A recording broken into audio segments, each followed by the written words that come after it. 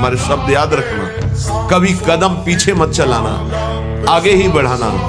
ये संसार नहीं जानता। तभी हम कहते हैं कि संतों के पास बैठकर जो सुना जाता है उनके अनुभव सुने जाते हैं। शास्त्रों में तो सब लिखा ही है, लेकिन जो शास्त्रों में लिखा है उसका उन्होंने साक्षात्कार किया है, फिर अनुभव करके बोल रहे हैं। इस बात को समझे।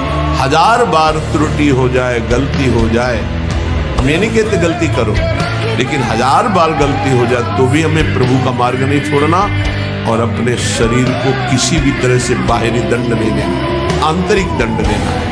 उपवास के द्वारा, कम आहार के द्वारा, परिक्रमा, नाना प्रकार की तपस्या का अनुष्ठान करके भस्म कर दो अपनी वासना और प्रभु को प्राप्त करो। पवित्र बच्चा मिलना ब्याह के लिए मुश्किल है।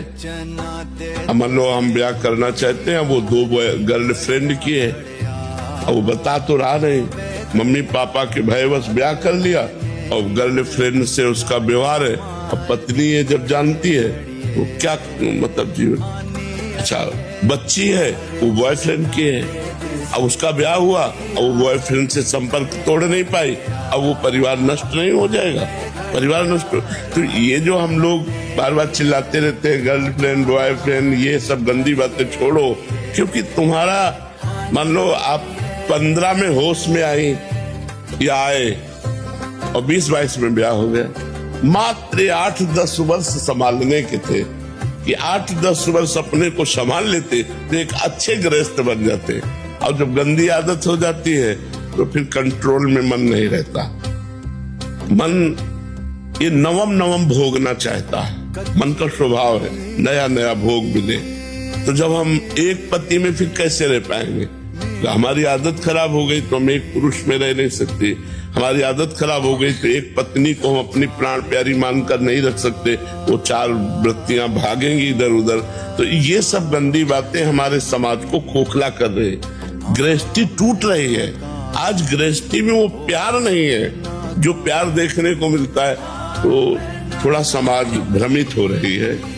अध्यात्म विहीन होने के कारण, धर्म विहीन होने के कारण, भगवत विमुख होने के कारण दिशा भटक रही है। इसमें कोई सुख तो देखो, होश में चलो, धर्म से चलो तो भगवान तुम्हारी रक्षा करेंगे, और धर्म से नहीं चलोगे तो तुम्हारा पाप ही तुम्हें नष्ट कर देगा, चाहे स्त्री हो चाहे पुरुष हो।